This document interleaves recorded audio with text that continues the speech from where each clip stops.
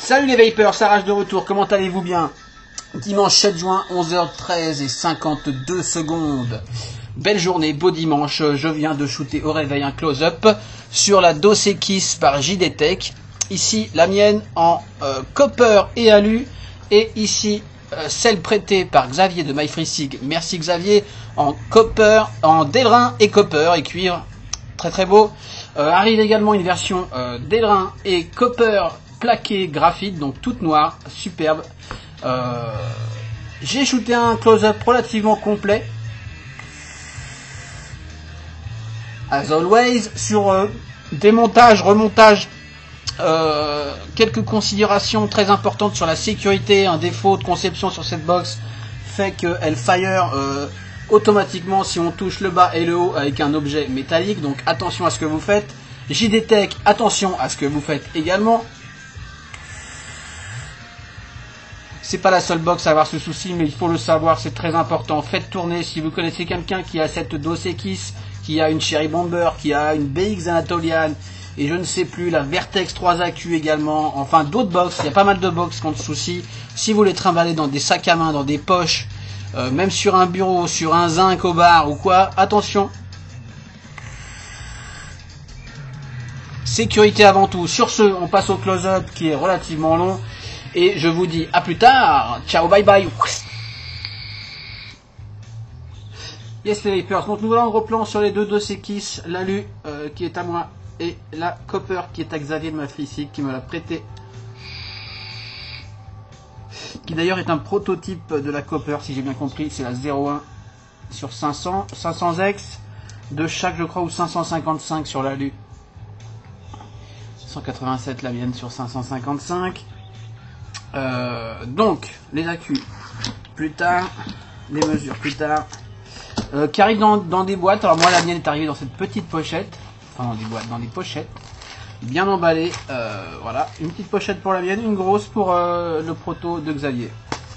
Donc habituel hein, chez JD Tech, c'est pratique, c'est sympa, moi je m'en sers pas mais bon.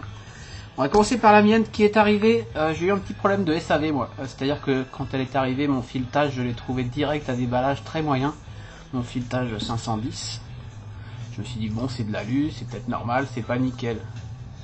Et au bout de quelques jours, quelques vissages, il était complètement bouffé. De toute façon les premiers filetages, taraudage étaient très mauvais des réceptions. Donc souci, j'ai tout de suite dit à Xavier que j'étais inquiet sur mon 510, qu'à mon avis il n'avait pas duré. Et fidèle à lui-même, Xavier, qui avait l'habitude quand même de parler avec les modeurs étrangers, et aller saouler sur les pièces détachées, m'a dit je vais t'en obtenir un. J'ai dû attendre quelques semaines, mais j'ai reçu mon nouveau Top Cap. Donc celui-là, il est plus ou moins dead. On peut encore visser vaguement au fond. Enfin bon bref, on s'en fout. Et j'ai reçu aussi un nouveau bouton avec. Mon premier bouton à noter était un peu court. La course était un peu longue. J'avais rajouté 2-3 épaisseurs de scotch pour raccourcir la course.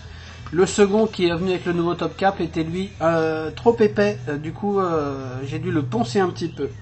Donc à ce niveau-là, bon, en tout cas, on peut tout à fait améliorer les choses sans souci. Par quoi on va commencer? Et ben par les tailles déjà. On voit que c'est une toute petite box. Si on compare par exemple avec une Vapor Shark, ici la petite Vapor Shark, hein, la Vapor Shark Lipo, on est exactement sur la même hauteur.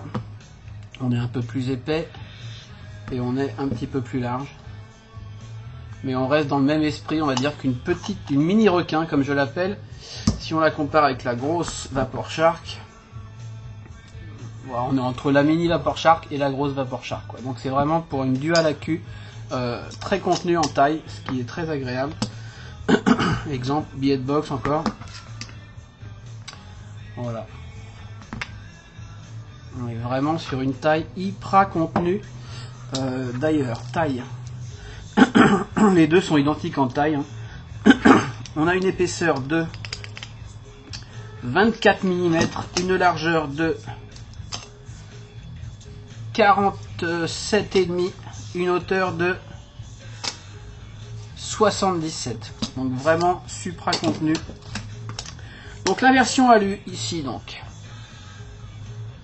Petit tour rapide du propriétaire. Est-ce que je vais réussir à faire quelque chose sur les mises au point aujourd'hui? Il y a peut-être moyen. Il y a peut-être moyen. Avec ce soleil.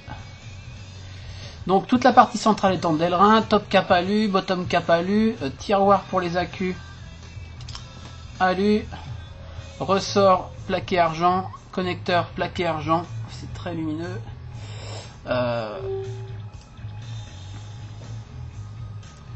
Voilà. A priori copper plaqué argent. Chouette design sur le bottom avec des petits stries comme ça. On va voir que sur les deux c'est différent le design du bottom cap. Le switch ici en Delrin. Top cap. Connecteur, plaque de connexion en dessous en copper plaqué argent. Gravure au laser sur le Delrin. Un indien avec 2 H, Dos Equis. Alors on voit que le Delrin est pas noir super lisse, il est un peu comme ça désuni, il y a des petites zones un peu claires, il y a des petites rayures. Ceci s'explique parce que JD Tech ou Mohawk, je ne sais pas, finit ses box une fois assemblés. C'est-à-dire que par exemple moi mon nouveau top cap ici, du coup je sens un petit décroché ici, ça accroche un poil. C'est très très peu mais quand même par rapport au top cap originel qui était parfaitement flush. Et donc j'ai appris que nos amis philippins montaient les box, les finissaient au polissage une fois montés pour que tout soit parfaitement plan et lisse. Et donc ça explique certainement ces petites imperfections dans le Delrin qui moi personnellement m'ont pas supra dérangé. On prend, elle a pris aussi les marques depuis, hein, mais bon. Étonnant, bizarrement sur les côtés c'est assez parfait. Et sur les faces c'est vrai, bon. Ça peut en déranger certains, moi perso, encore une fois, ça va pas choquer outre mesure. Sur la copper, c'est peut-être un poil mieux, peut-être qu'ils ont travaillé. La copper est sortie après l'alu, que je sache. Mais on voit qu'il y a quand même des traces. Bref, ce que je vais faire, je vais démonter vite fait la mienne. Donc on a 4 vis, 2 cruciformes, 2 sur le top cap. Relativement longue, ça se visse parfaitement bien, 4 vis identiques.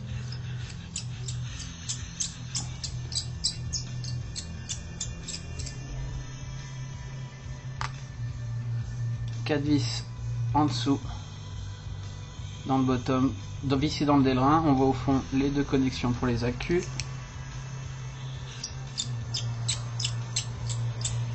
C'est mon tournevis qui quinch, hein, c'est pas les vis.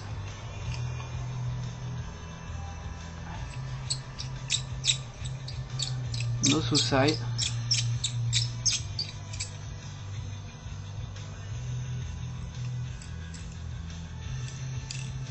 Hop. Donc entièrement démontable, relativement simplement. Un peu plus chiant à remonter, mais on y arrive, on prend le coup. Ah, ça va me saouler, cette mise au point va me saouler, je le sens. Le soleil, ça fait une belle image, mais ça fait une mise au point un peu difficile. Donc une fois qu'on a tout dévissé, moi ce que je conseille de faire, c'est de prendre un atto relativement long, de venir le visser. Alors les filetages, hein, de toute façon, alu ou copper, c'est du souple, c'est du tendre. Donc on visse toujours délicatement ces attos, mais on voit celui-ci est assez, on voit que dalle.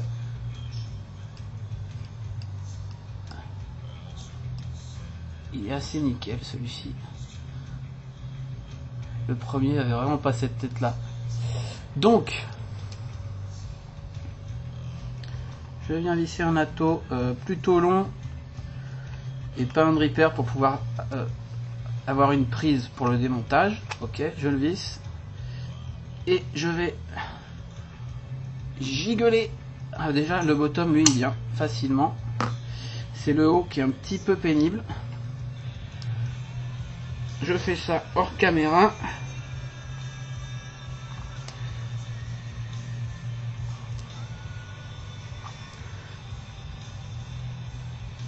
Oui, ça commence à venir.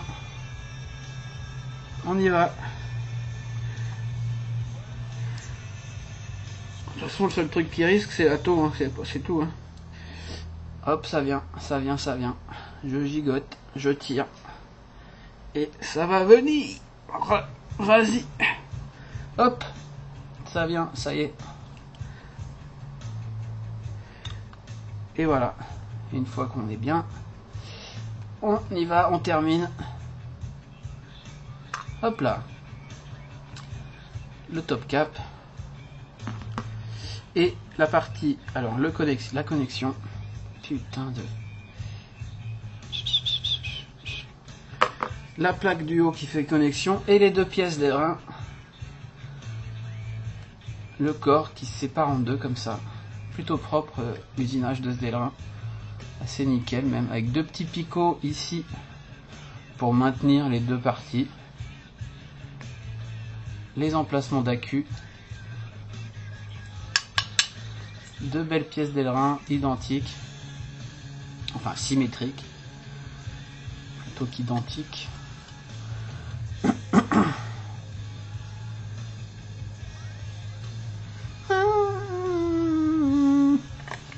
Les trous pour les vis. L'emplacement pour la plaque en haut. Enfin vous avez compris. Et le trou ici pour la languette du bottom. Donc ce système de switch, ça c'est le bottom. On a le contact sur les accus en bas. Cette plaque qui monte jusqu'en haut. Qui va venir ici.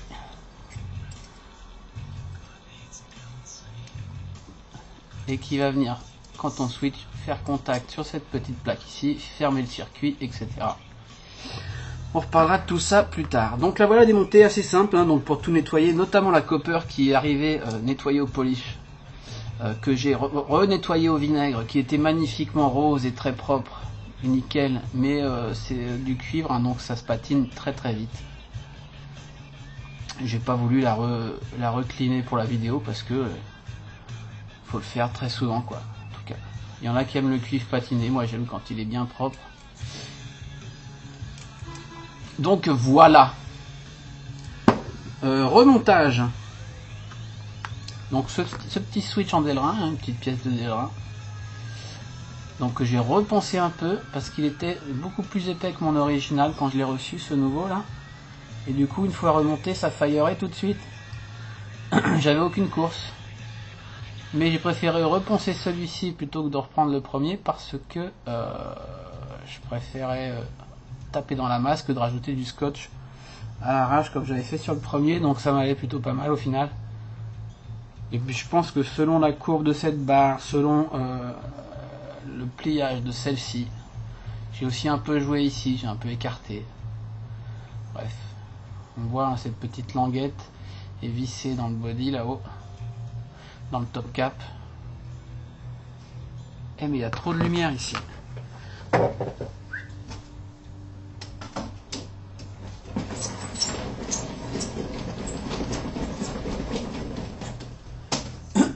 Est-ce que ça va pas être mieux comme ça?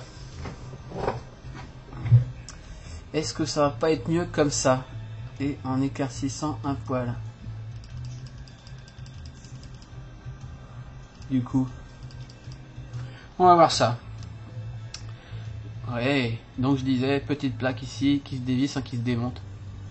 Qu'il faut resserrer un peu d'ailleurs parce qu'elle gigote. Bref. Bottom. Différent sur la copper. Système plus classique ici. On y reviendra. Quoi d'autre? Remontage donc. Quand on veut remonter, qu'on a bien tout nettoyé, les contacts, qu'on est content. On assemble ces deux parties comme ça. Ça va très bien. On vient plaquer cette plaque. Alors la plaque de contact du haut. C'est donc du cuivre plaqué argent. Hein. Les accus, les positifs des accus viennent là. Le cul le 510 de la taux vient là. Les parties noires c'est juste du scotch hein, qui a été scotché. qui tient pas hyper bien, il a tendance à se décoller un poil, bon, on voit dans l'angle ici là.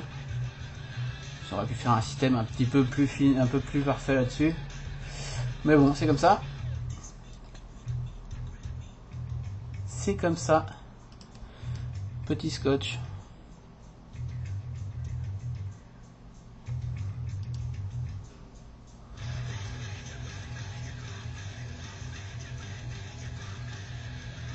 Donc cette pièce, alors on a le switch qui vient ici.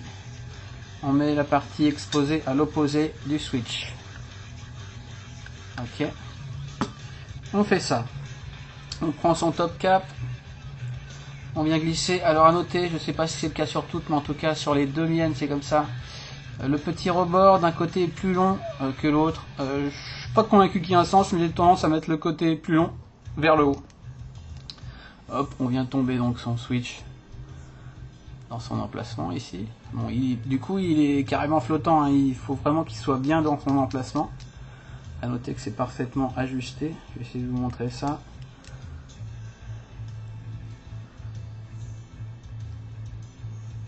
Parfaitement ajusté dans cette fenêtre. Ok. Donc on vient mettre ce bout de switch dans le top cap. On réserve ça. Et là, c'est là que ça se corse. Donc cette plaque, pareil, la plaque en haut là, elle tombe, hein, elle n'est pas fixée.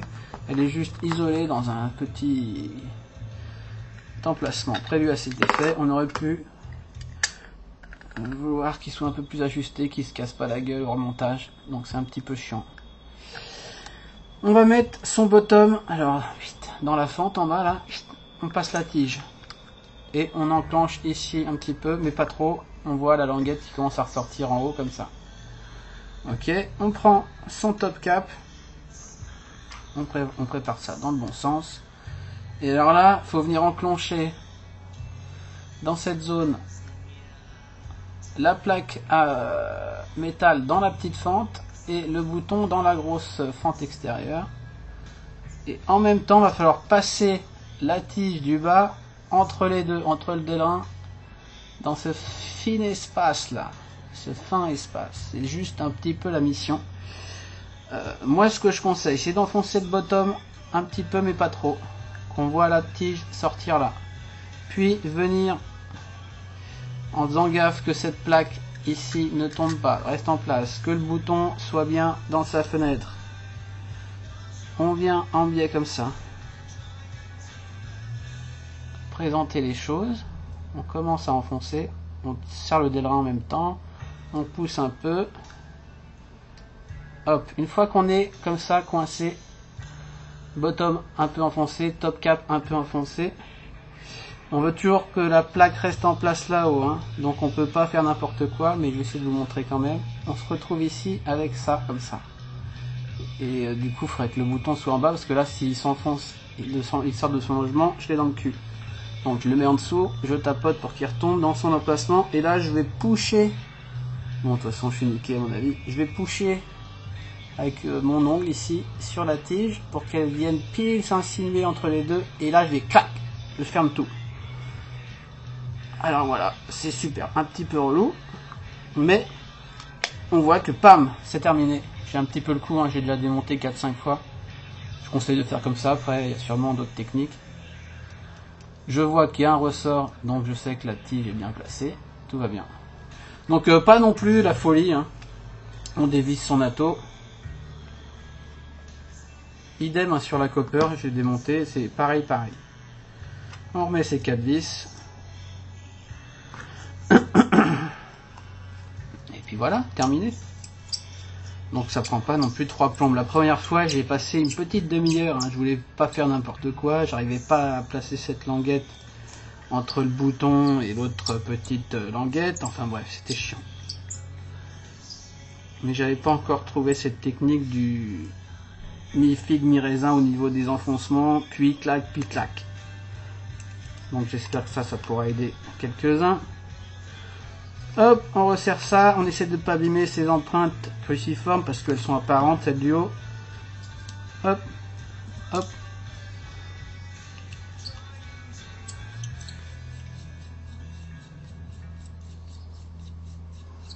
Longue vis, hein. Je pourrais accélérer, mais non.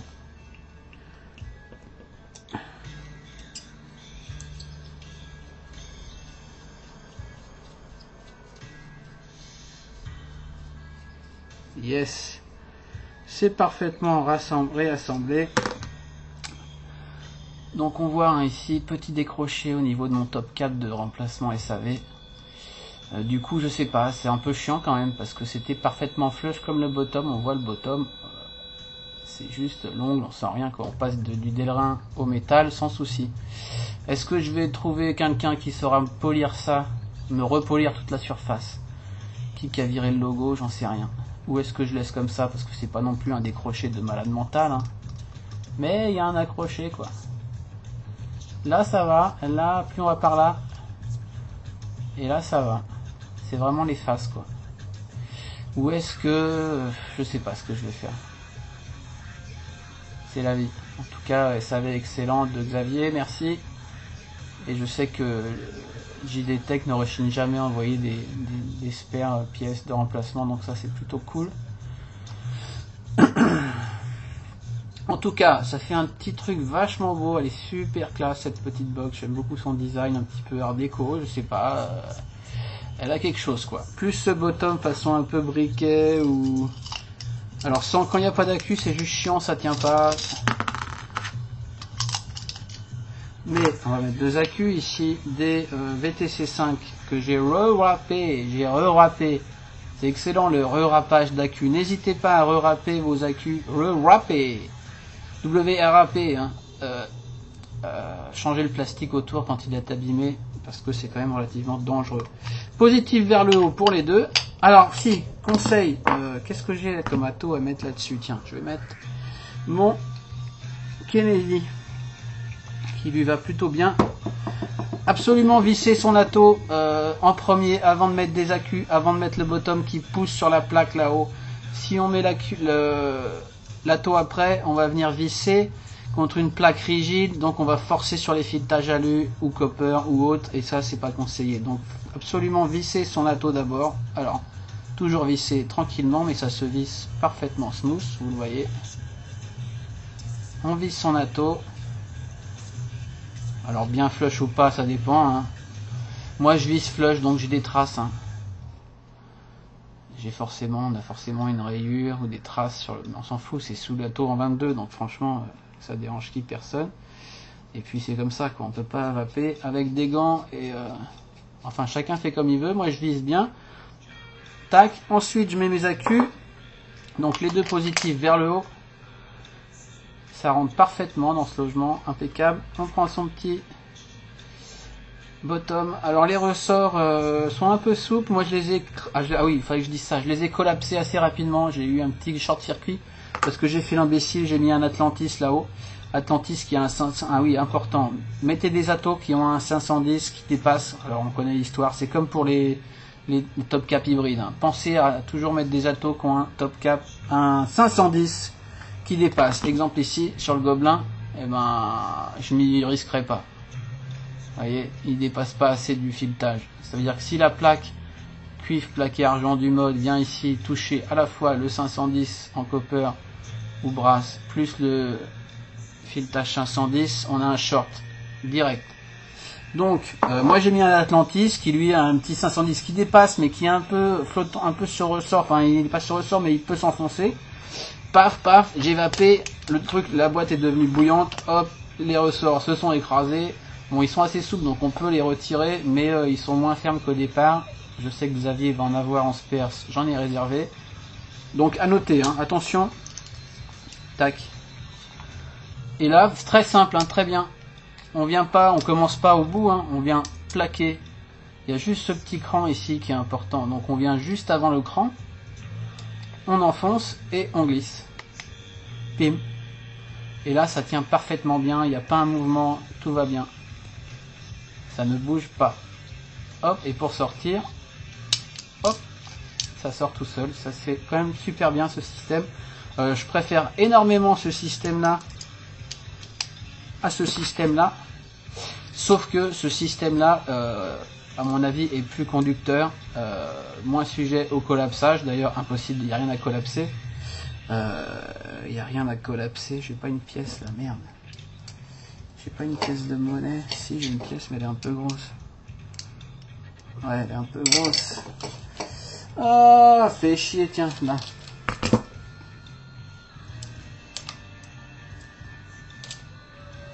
Ici, une petite pièce de 2 centimes qui ira très bien. Sur la Copper, ils ont revu leur copie en faisant un système plus classique. Avec juste un bouchon en cuivre, comme ça, avec un petit bitonio qui va venir faire contact. Évidemment, c'est plus efficace niveau conductivité ce système-là. Aucun risque de collapser un ressort. Mais beaucoup plus chiant à mettre en œuvre, quoi. Clairement. Alors après, il faut choisir, quoi. Ils ont choisi celui-là. Je pense qu'ils ont eu pas mal de soucis de ressort, ou j'en sais rien. Moi, je trouve ça super pratique, super rapide. Bim, bim, bam, terminé. Voilà. Ouais, clairement. Petite puff.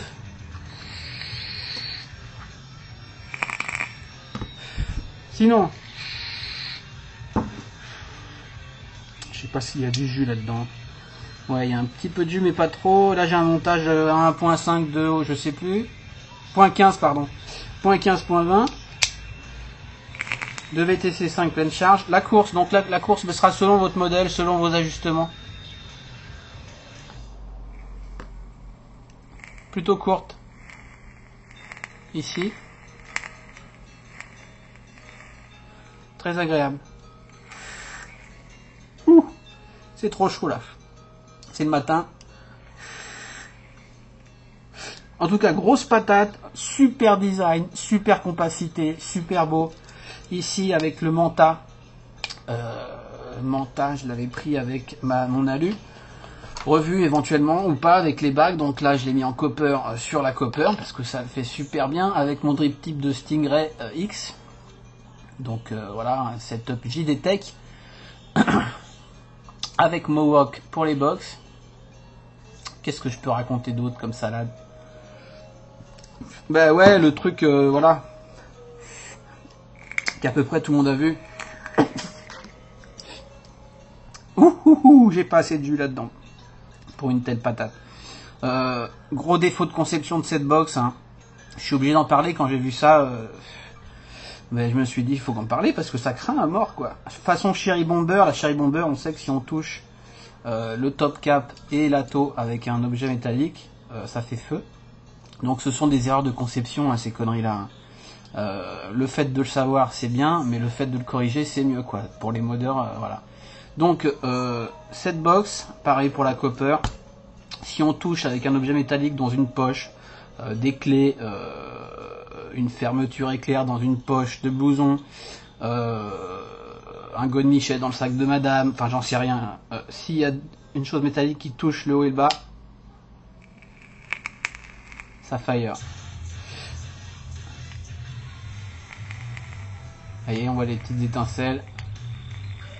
Et ça fire. Ça veut dire que ça craint, parce qu'il n'y a pas de, déjà il n'y a pas de locking, mais même à mon avis s'il y avait un locking pour le switch, ça le ferait quand même, parce que c'est l'atto qui fait négatif. Enfin, quand l'atto est vissé, a priori, ce que j'ai compris, mais j'y connais pas grand chose, ça transforme le top cap en négatif. J'ai vérifié avec un voltmètre ou je sais pas quoi. Sans atto, avec un voltmètre, il n'y a pas de courant qui passe. Avec un atto, il y a un courant qui passe. Donc j'arrive pas bien à comprendre l'idée, c'est-à-dire qu'au lieu de fermer le circuit en interne avec cette barre, bah si, c'est assez logique, on ferme le circuit en externe avec un objet métallique qui viendrait fermer le circuit, quoi. Donc voilà, grosse erreur de conception.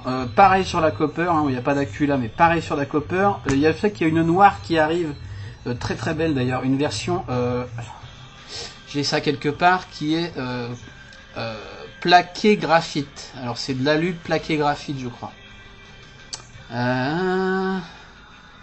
Bref, ça doit être ça. Copper, ah c'est du cuivre a priori. Cuivre plaqué graphite. Bon, peu importe. Est-ce qu'un plaquage au graphite est conducteur, ou est-ce que JD Tech est au courant du problème? Je suis convaincu qu'ils sont au courant du problème. De toute façon, c'est sûr et certain à 100%. Est-ce qu'ils ont fait un plaquage au graphite pour éviter ça? Je ne sais pas. A priori, le graphite, c'est du métal également. Est-ce qu'un plaquage au graphite est conducteur? Je ne sais pas. À réfléchir, à rechercher. Si on peut éviter ça, c'est quand même pas mal, quoi. Donc faites super gaffe. Ceux qui ont déjà cette box, c'est une super box. Elle est magnifique, elle est classe. Ça envoie du feu, c'est compact. Sauf que voilà, faites super gaffe. Exemple tout con, vous êtes au café, vous la posez comme ça sur un comptoir, il y a du bruit dans le bar, vous vous rendez pas compte, ça se met à fumer, si personne voit que ça fume, et quoi, ça chauffe. Alors, et on met des bons accus qui sont non explosifs a priori, mais qu'est-ce qui se passe si on laisse firer pendant 10 minutes, 5 minutes, je sais même pas si ça ira jusque là, en tout cas ce sera bouillant, quand on va le reprendre on va se cramer la main.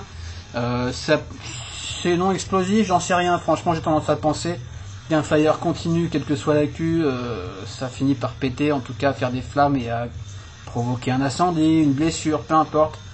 Donc faites super gaffe dans vos poches, faites super gaffe dans vos blousons, dans vos sacs à main. On va pas, enfin, ils fournissent ça pour le trimballer, bon super, il n'y a pas de métal là-dedans, non. Mais moi je ne me vois pas trimballer avec ça à la ceinture parce que je suis pas un beauf. Faites gaffe quoi. Même moi hein, qui sors pas avec mes box, je sors jamais avec des grosses box, et encore moins des box méca.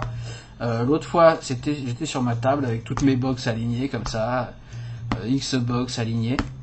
Et puis j'ai renversé un truc, ça a fait effet domino. Et j'ai entendu ma dossier qui salue cracher le feu et j'ai pas compris. J'ai regardé, hop, ça s'est arrêté. J'ai entendu ça a failleré quoi. Bon bref, très vite, pas longtemps. Mais je me suis dit mais comment elle peut faillerer? Ça peut pas être un truc qui a appuyé sur ce bouton, c'est pas possible ça. Et puis j'ai réfléchi, j'ai laissé tomber. Et puis je suis tombé sur l'info en fin de semaine dernière dans une vidéo de l'ami Green. Ah, j'ai pas inventé la poudre, j'ai juste relayé l'information de Grim qui faisait une review du Castigador, qui est le même genre de box, qui n'a pas ce problème, mais en fin de vidéo, il parle de la Dos Equis, qui a ce problème. Ça a fait tilt dans mon cerveau, j'ai fait des tests, et effectivement. Voilà, enfin c'est comme ça, j'insiste là-dessus, mais c'est quand même la sécurité avant tout. On va repasser sur ma face pour une conclusion, c'est parti. Yes les Vapers, donc de retour sur ma face pour une petite conclusion sur cette Dos Equis, c'est Dos Equis. Ça fire du feu, la copper c'est encore pire. Hein. Bon ici je suis sur le Manta en single coil.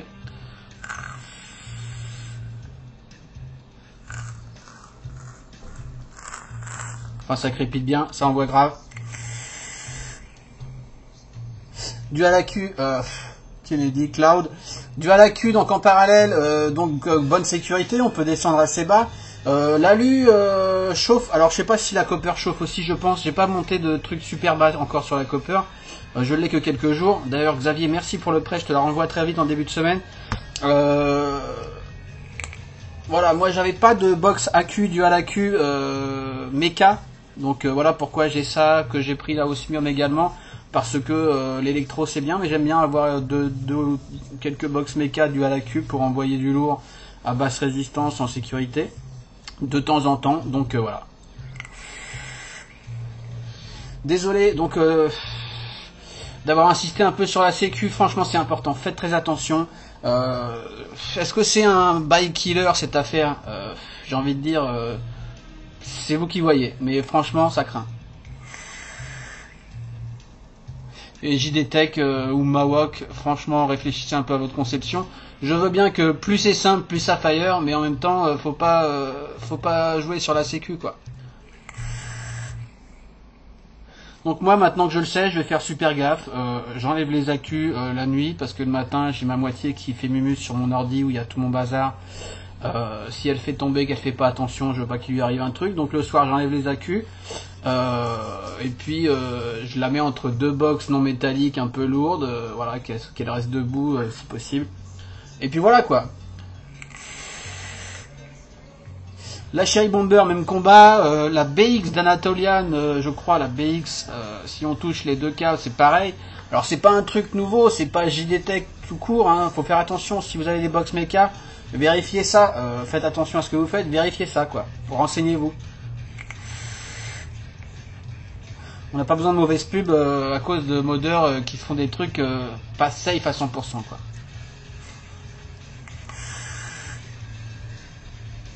Bref, au niveau des prix, l'alu était à 209, la copper à 219 et la noire à 229, donc on prend 10 € à chaque fois. Bon, la noire évidemment il y a plus de travail, il y a le coating graphite, c'est très cher, c'est philippin, c'est beau, voilà. Budget, c'est vous qui voyez votre budget, hein. C'est comme d'hab, hein, c'est comme tout. Hein. Plus de piste là-dessus là. Mais réactivité au top.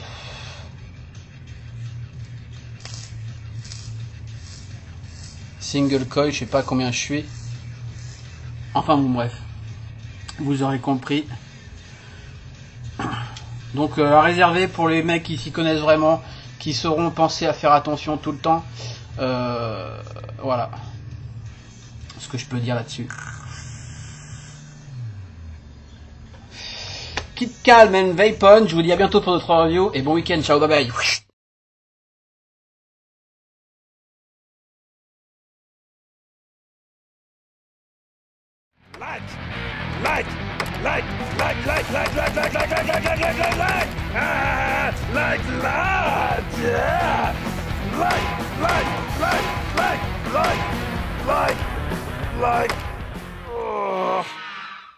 Not like. Ugh.